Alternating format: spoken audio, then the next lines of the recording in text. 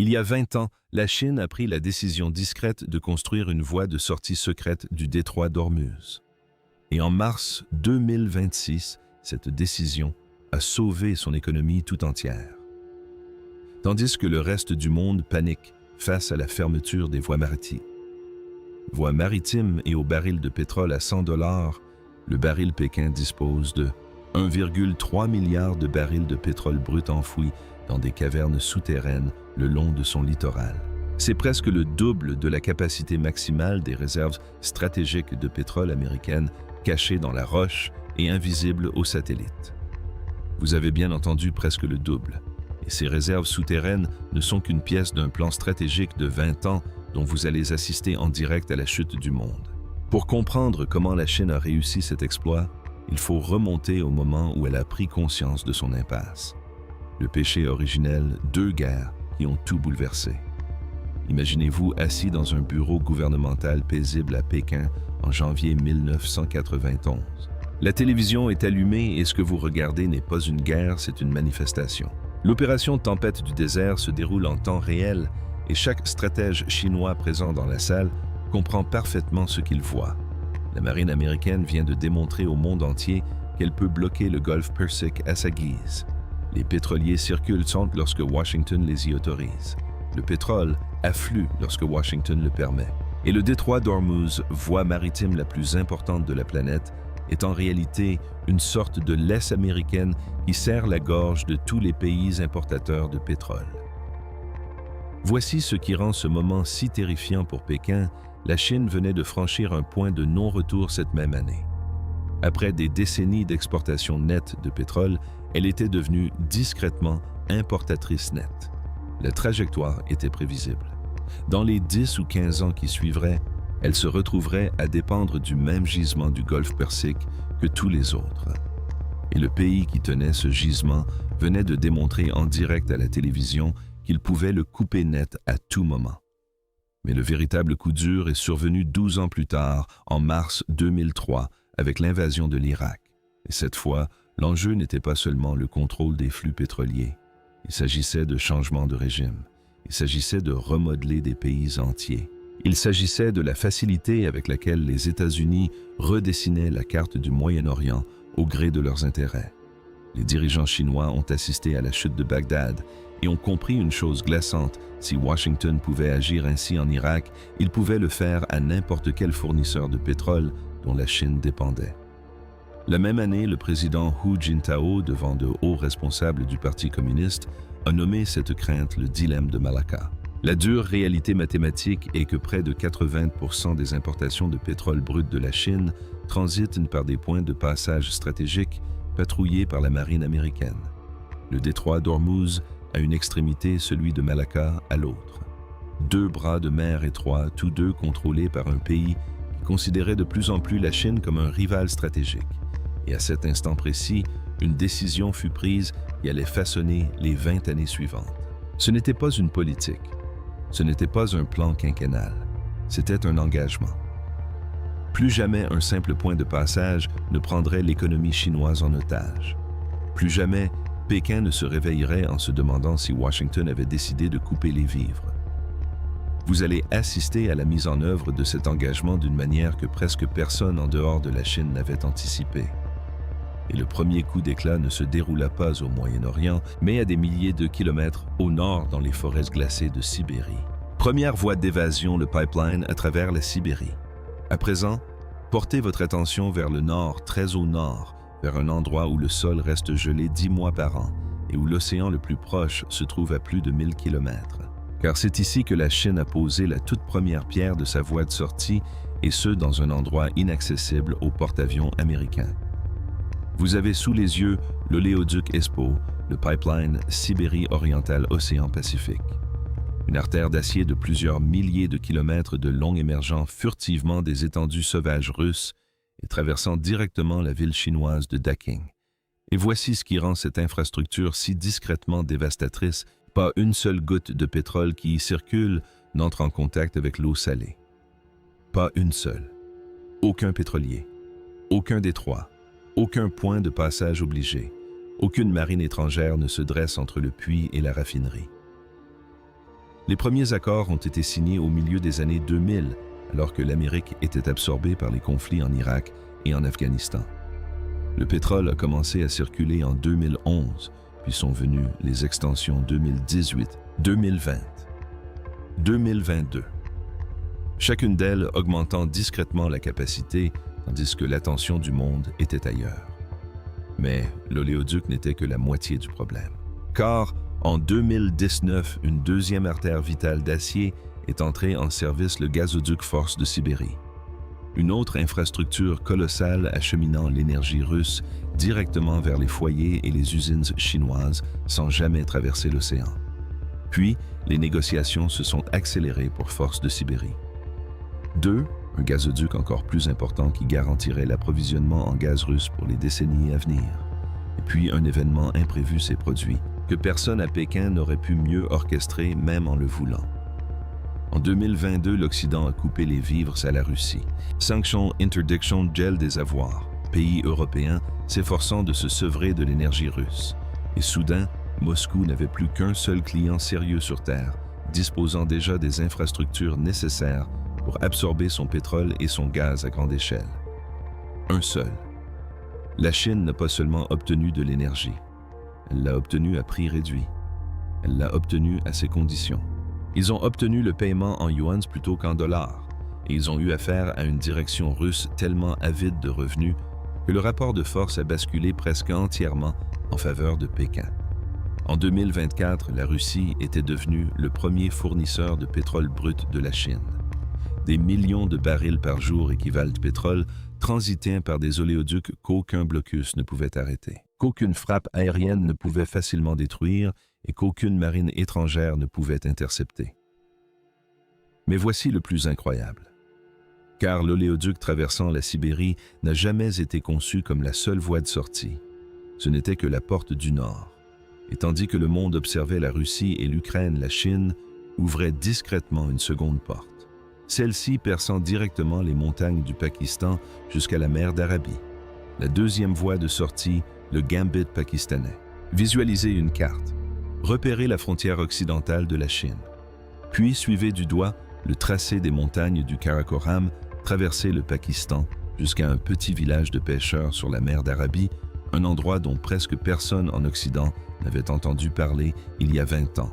Un endroit appelé Gwadar, car ce que vous avez sous les yeux est la pièce maîtresse de tout le plan d'évasion. Voici ce que les stratèges chinois ont découvert au début des années 2000. S'ils parvenaient à créer un corridor traversant le réseau routier ferroviaire et les oléoducs pakistanais, ils pourraient débarquer des pétroliers dans un port situé juste à l'extérieur du détroit d'Ormuz, puis acheminer le pétrole par voie terrestre, camion, oléoduc et train jusqu'en Chine occidentale, sans passer par le détroit de Malacca. Pas de mer de Chine méridionale, pas de longs voyages vulnérables pour les pétroliers à travers des eaux patrouillées par des marines étrangères. Juste une ligne droite depuis la mer d'Arabie.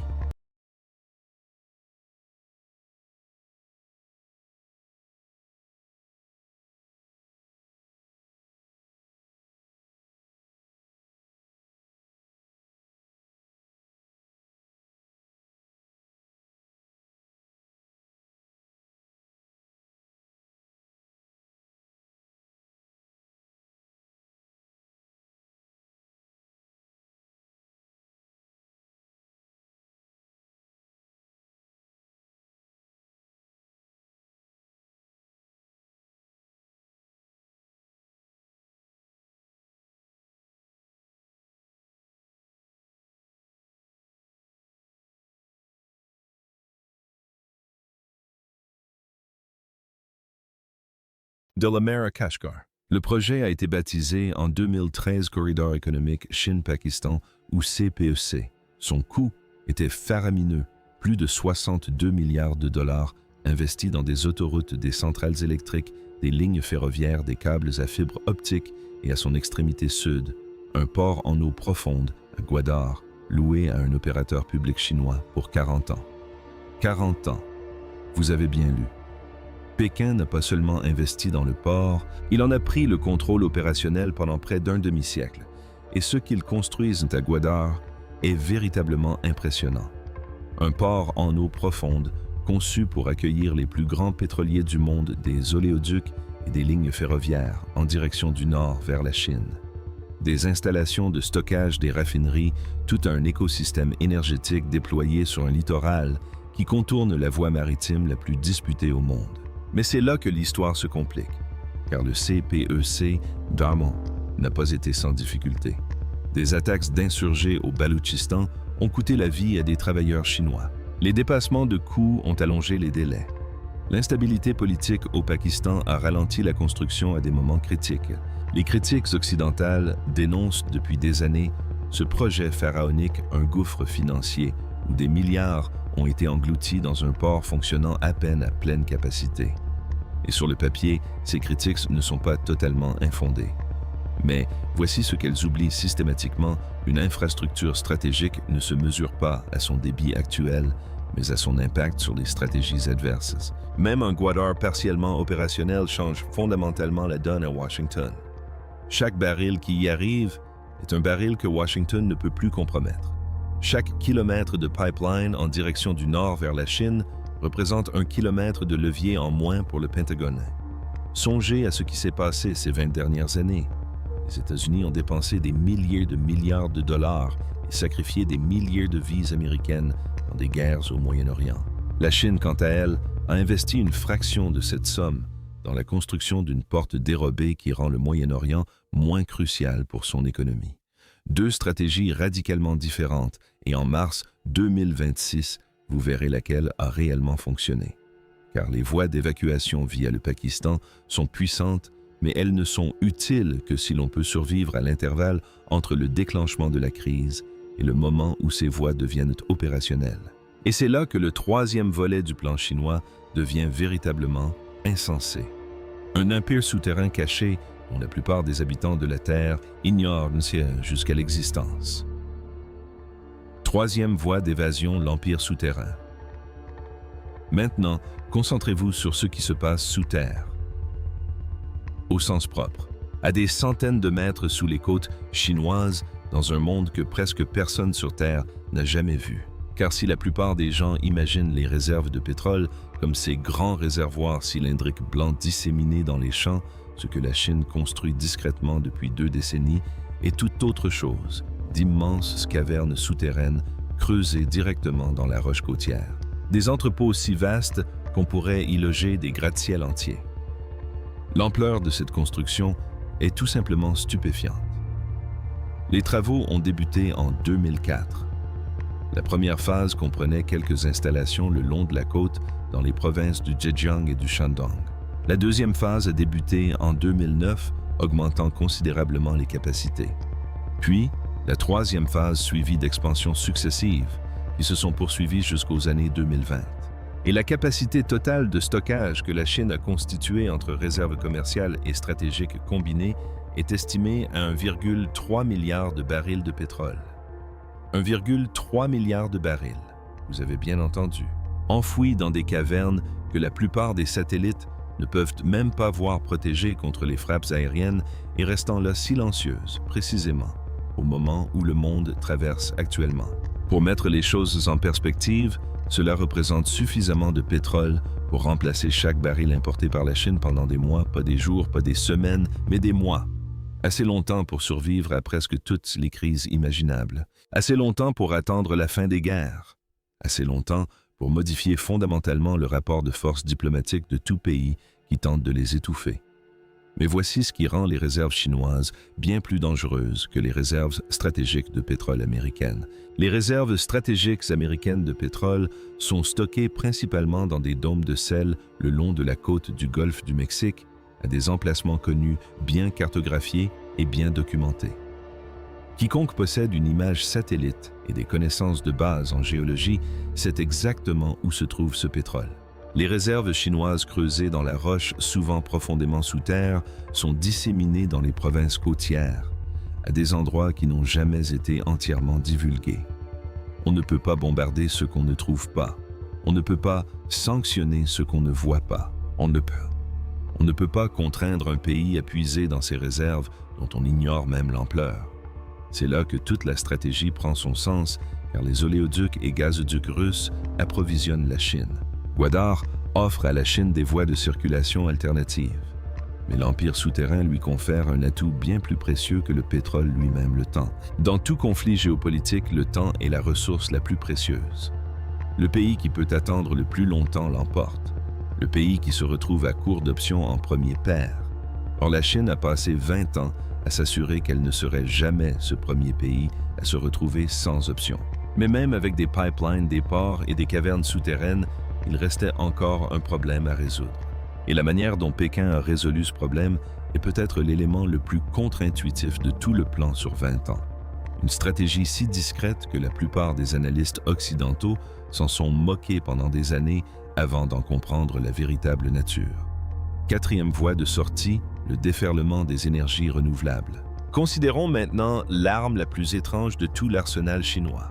Ce n'est ni un oléoduc, ni un port, ni une caverne cachée remplie de pétrole brut. C'est un panneau solaire, une éolienne, un réacteur nucléaire, une voiture électrique. Car, à un moment donné, Pékin a compris quelque chose que le reste du monde peine encore à saisir. Le moyen le plus rapide de sortir du détroit d'Ormuz n'est pas de construire une autre route pour le contourner. C'est de cesser d'avoir besoin du pétrole qui y transite. L'ampleur des progrès réalisés par la Chine ces 15 dernières années est presque inconcevable. Prenons l'exemple du solaire. En une seule année, la Chine a installé une capacité solaire supérieure à celle installée par l'ensemble des États-Unis durant toute leur histoire. Vous avez bien entendu. Une année d'installation chinoise comparée à tous les panneaux solaires jamais installés sur un toit, un parking ou une installation désertique en Amérique depuis l'invention de cette technologie. Voilà l'écart. Ajoutons maintenant l'éolien. D'immenses parcs éoliens s'étendent à perte de vue sur les prairies de Mongolie intérieure et les hauts déserts du Gansu. Des turbines aussi hautes que des gratte-ciels produisent suffisamment d'électricité pour alimenter des provinces entières. Puis, ajoutons le nucléaire. La Chine construit actuellement plus de réacteurs nucléaires que le reste du monde, et de nouvelles centrales sont mises en service à un rythme jamais vu ailleurs sur Terre depuis les années 1970. Il y a ensuite le réseau ferroviaire à grande vitesse. Des dizaines de milliers de kilomètres de voies électrifiées qui ont de facto remplacé les vols intérieurs court-courrier dans la majeure partie de l'Est de la Chine. Chacun de ces trains fonctionne à l'électricité, produite majoritairement à partir de sources n'ayant rien à voir avec le pétrole du Moyen-Orient. Mais le véritable fléau, c'est ce qui s'est passé avec les véhicules électriques. En 2024, plus de la moitié des ventes de véhicules neufs en Chine étaient des véhicules électriques ou hybrides. Plus de la moitié. Vous avez bien entendu. Alors que les constructeurs automobiles américains débattaient encore de l'existence d'un véritable marché pour les véhicules électriques, les consommateurs chinois en achetaient des dizaines de millions. Chacune de ces voitures est un véhicule qui n'a pas besoin d'essence raffinée à partir de pétrole brut importé. Chacune d'elles est un petit doigt d'honneur pointé directement vers le détroit d'Ormuz. Et voici maintenant une statistique qui devrait véritablement changer votre perception de toute cette histoire. Un chiffre qui remet en question tout ce que vous pensiez savoir sur la Chine et le pétrole. Le pétrole transitant par le détroit d'Ormuz ne représente plus que 6,6% de la consommation énergétique totale de la Chine. 6,6%. Il y a 20 ans, ce chiffre était proche de 30%, alors que la presse occidentale a passé la dernière décennie à se moquer des dépenses chinoises en énergie renouvelable, les qualifiant de gaspillage et de surcapacité, que les analystes les dénonçaient comme une distorsion subventionnée par l'État, et que les critiques insistaient sur le fait que Pékin gaspillait de l'argent dans des panneaux solaires dont personne n'avait besoin. La Chine mettait discrètement en œuvre le programme de sécurité énergétique le plus efficace de l'histoire de l'humanité. Ils n'ont pas seulement créé des voies d'évacuation autour du point de passage stratégique, ils ont réduit ce point de passage lui-même à un point presque insignifiant. Puis arriva mars 2026, le moment pour lequel chaque pièce de ce puzzle élaboré pendant 20 ans avait été conçue. Le moment où le canal d'Ormuz a finalement fermé. Le moment où le reste du monde a découvert en temps réel qu'il jouait aux dames pendant que Pékin jouait aux échecs. Échecs et maths. Mars 2026. Revenons au présent. Mars 2026. Le détroit d'Ormuz vient de se fermer brutalement. Et cette fois, vous allez assister au déroulement de la crise en tenant compte de tout ce que vous savez désormais. Des pétroliers sont immobilisés au large du détroit, au ralenti en formation. Leurs capitaines attendent les assureurs qui ont totalement cessé de couvrir la région. Les contrats à terme sur le pétrole s'envolent au-delà de $100 le baril quelques heures après la fermeture. Puis 110, puis 120. Les écrans des salles de marché de Londres à Singapour prennent une teinte rouge intense et y restent. À Manille, le gouvernement philippin convoque une session d'urgence et déclare une crise énergétique nationale. Ils n'ont pas de gazoduc vers la Russie. Ils n'ont pas de centrale nucléaire de Gwadar. Ils ne possèdent pas de cavernes souterraines regorgeant de pétrole brut stratégique. Ils ne disposent d'aucune énergie solaire de secours. Ils sont à tous égards le pays que la Chine a refusé de devenir. Au Canada, les automobilistes découvrent chaque matin que le prix de l'essence a grimpé de 30% en quelques jours. Imaginez un peu. Le Canada est l'un des plus grands pays producteurs de pétrole au monde. Il exporte du pétrole brut et possède un vaste réseau d'oléoducs. Malgré cela même, les pays exportateurs sont durement touchés par les fluctuations des prix car le marché pétrolier mondial est extrêmement interconnecté. Lorsque le détroit d'Ormuz ferme, même les pays exportateurs subissent des pertes. À Tokyo, les compagnies d'électricité puisent dans leurs réserves d'urgence. À Séoul, les raffineries implorent le gouvernement de lever les sanctions afin de pouvoir s'approvisionner n'importe où, auprès de n'importe quel fournisseur et à n'importe quel prix. À New Delhi, le ministère des Finances tient des réunions de crise successives, alors que la roupie commence à chuter face au dollar. À Bruxelles, les dirigeants européens convoquent des sommets d'urgence pour trouver des solutions afin d'éviter que leurs économies ne basculent en récession. À Washington, le président autorise un nouveau déversement de la réserve stratégique de pétrole, sachant pertinemment qu'il s'agit d'aggraver une situation déjà critique. Puis, on se tourne vers Pékin. Tout fonctionne.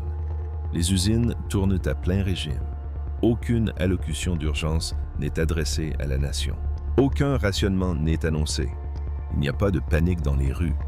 Il n'y a pas de ruée vers les pompes à essence, car des dizaines de millions d'automobilistes chinois rechargent leurs véhicules électriques pendant la nuit grâce à des panneaux solaires installés au Qinghai et à des éoliennes tournant en Mongolie intérieure.